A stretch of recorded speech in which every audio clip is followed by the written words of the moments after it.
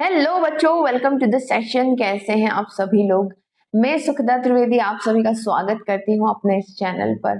देखिए बच्चों, आज का जो सेशन होने वाला है वो एक डाउट सेशन है। लगातार जो बच्चे हमसे जुड़ते चले जा रहे हैं उनके मन में इस एनसीईटी एग्जाम आईटीईपी कोर्स को लेकर के कुछ कॉमन डाउट्स हैं। वो कॉमन डाउट्स मैंने यहाँ पर लिख दिए हैं। ये जो क्वेश्चंस है ये बच्चे बार बार पूछ रहे हैं, तो आप भी अगर इनमें से कोई एक क्वेश्चन पूछना चाह रहे थे मुझसे तो आप इस सेशन को पूरा देख सकते हैं। इन्हीं क्वेश्चंस के ऊपर हम लोग आज बात करने वाले हैं।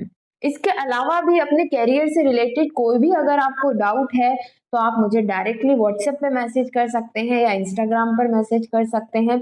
I will be really happy to answer your queries. ठीक है, तो बिना कोई झिझक मैसेज कीजिए और जरूर से मैं उसका आंसर दूंगी। चलिए आगे बढ़ते हैं। आगे बढ़ने से पहले चैनल को जरूर सब्सक्राइब कर लीजिए और हमारे टेलीग्राम और व्हाट्सएप चैनल से भी जुड़े for the regular practice of ITEP preparation. Okay, चलिए तो सबसे पहला क्वेश्चन जो अक्सर बच्चे पूछ रहे हैं वो है कॉमर्स वाले और आर्ट्स वाले बच्चे। ये वो बच्चे हैं जिन्होंने 12th में कॉमर्स या आर्ट लेकर के पढ़ा था, बट अब वो जो बीए बीएड करना चाह रहे हैं उसमें अदर सब्जेक्ट रखना चाह रहे हैं।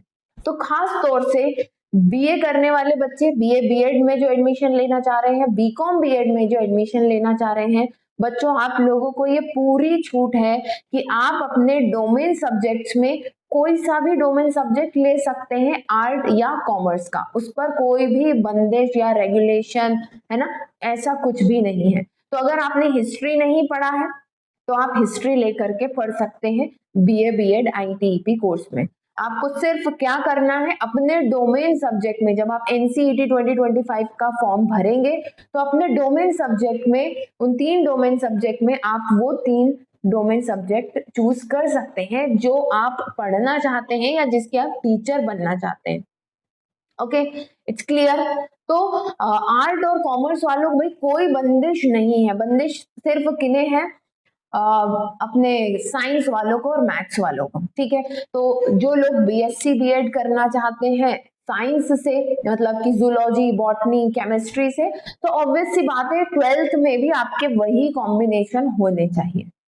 ठीक, क्लियर। तो आप मैथ्स के हो, फिजिक्स से मैथ्स से करना चाह रहे हैं आईटीपी कोर्स, फिजिक्स से करना चाह रहे हैं, केमिस्ट्री से करना चाह रहे हैं, बायोलॉजी से करना चाह रहे हैं, biology in the sense zoology या बॉटनी से करना चाह रहे हैं, तो नो प्रॉब्लम, 12th में भी आपके वही कॉम्बिनेशन रहे होंगे। तो it's a very easy path for you to do ITEP BSc BEd in maths, botany, zoology और केमिस्ट्री और फिजिक्स। ठीक है, तो ये क्लैरिटी हो गई। बात आती है सेकंड, लैंग्वेज टीचर बनना चाहते हैं अगर। ओके, सो वो सभी लोग जो बीए बीएड करके लैंग्वेज टीचर बनना चाहते हैं, तो आपको अपने लैंग्वेज सब्जेक्ट में उस लैंग्वेज को सिलेक्ट करना है। लेट्स से आप हिंदी के टीचर बनना चाहते हैं तो आपके जो 2 लैंग्वेज पेपर होंगे उसमें आपको हिंदी लिटरेचर को चूज करना है एज अ सब्जेक्ट। ठीक है, ये आप कर सकते हैं। और कुछ लैंग्वेजेस जो है एज ए डोमेन सब्जेक्ट में भी दी हुई है, तो वहां से भी आप उसे सेलेक्ट कर सकते हैं। वो सभी लोग जो लैंग्वेज टीचर बनना चाहते हैं और आपकी लैंग्वेज अगर डोमेन सब्जेक्ट में भी प्रेजेंट है तो आपके लिए तो ये सोने पे सुहागा वाली बात हो गई। इधर लैंग्वेज में भी ले सकते हैं और इधर डोमेन में भी ले सकते हैं, तो कम सब्जेक्ट आपको पढ़ने पड़ेंगे। ठीक है, चलिए आगे बढ़ते हैं और अब बात करते हैं उन सभी बच्चों की जो आरआई में एडमिशन लेना चाहते हैं। तो कहीं से ये बात उठी हुई है कि आरआई में सिर्फ एक पर्टिकुलर रीजन के बच्चों को एडमिशन मिलता है।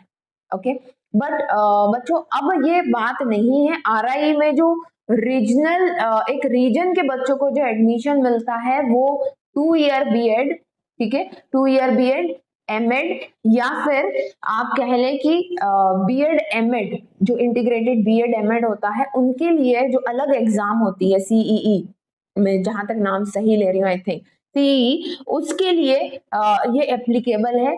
आप लोगों के लिए जो आईटीईपी 4 ईयर बीएड में एडमिशन लेना चाह रहे हैं एनसीईटी एग्जाम के थ्रू, आपके लिए कोई भी आप कह लें कि रोक टोक नहीं है, क्योंकि ये नेशनल लेवल का एग्जाम है। ऑब्वियसली नेशनल लेवल का अगर आप एग्जाम करा रहे हैं, थ्रू आउट इंडिया लोग फॉर्म भर रहे हैं, काउंसलिंग में पार्टिसिपेट कर रहे हैं, देयर इज नो रीजन कि आपको रोका जाएगा, ठीक है। और रोका भी नहीं गया। पिछले सालों में यूपी के बच्चों ने एडमिशन लिया है, बिहार के बच्चों ने एडमिशन लिया है। आप देखें वो जो पिछला वीडियो हम लोगों ने डाला था, आरआई कैंपस को विजिट किया था, ठीक है। महाराष्ट्र के बच्चे वहां पर है, मतलब हर एक स्टेट से बच्चे आपको आरआई भोपाल में और जो दूसरा आरआई है वहां पर भी मिल जाएंगे, ठीक है। आरआई अजमेर में भी मिल जाएंगे। तो उसके लिए आपको टेंशन नहीं लेना है, आपको सिर्फ तैयारी करनी है, आरआई में एडमिशन लेना है, नो प्रॉब्लम। बस आपको स्कोर लेकर के आना है, ठीक है। ये हो गई आपकी थर्ड क्वेरी। अब आती है बात फोर्थ क्वेरी की कि मैम इस एग्जाम के फॉर्म्स कब आउट होंगे। तो जो एनसीईटी 2025 है उस एग्जाम के फॉर्म्स जो है मार्च में रिलीज होंगे। मार्च में कभी भी हो सकते हैं, फर्स्ट वीक में भी हो सकते हैं, सेकंड में भी हो सकते हैं, थर्ड में भी हो सकते हैं। तो आप अपना बोर्ड का एग्जाम दे लीजिए 12th का और तैयार रहिए, बस कभी भी फॉर्म रिलीज हो जाएंगे और हम लोग तो हैं ही आपको अपडेट देने के लिए, राइट। ओके, नाउ नेक्स्ट इसके बाद एक बड़ी मेजर क्वेरी बच्चों की रहती है फोर्थ कि मैम अगर हमने आईटीईपी सेकेंडरी लेवल का किया है ना, तो क्या हमें पीजी करना पड़ेगा या नहीं। तो बच्चों लेट मी टेल यू, जो एनसीईटी की तरह एनसीईटी का जो आईटीईपी का करिकुलम है उसमें तो यही लिखा है that these students are eligible to teach 9 to 12th, but still अभी इसके ऊपर कोई क्लैरिटी किसी भी अथॉरिटी की तरफ से नहीं है कि आपको पीजी करना पड़ेगा या नहीं करना पड़ेगा। बट हाँ, एक चीज की एश्योरिटी मैं आपको दे सकती हूँ, आप ये कोर्स कर लेंगे उसके बाद आपको सिर्फ 1 साल का पीजी करना पड़ेगा। अभी फिलहाल की स्थिति में हो सकता है कि वो ये भी कह दे नहीं करना पड़ेगा, बट अभी ऐसा किसी ने कहा नहीं है। बट अगर आप ये कोर्स कर लेते हैं तो फिर आपको सिर्फ 1 साल का पोस्ट ग्रेजुएशन करना पड़ेगा, दैट इज फॉर श्योर, ठीक है। तो ये कुछ कॉमन क्वेरीज थी जो अक्सर बच्चे कमेंट्स में पूछ रहे हैं। इसके अलावा भी कोई डाउट है तो आप जरूर लिखें कमेंट बॉक्स में, ठीक है। चलिए फिर जल्दी मिलते हैं नेक्स्ट सेशन में, तब तक के लिए best of luck and bye.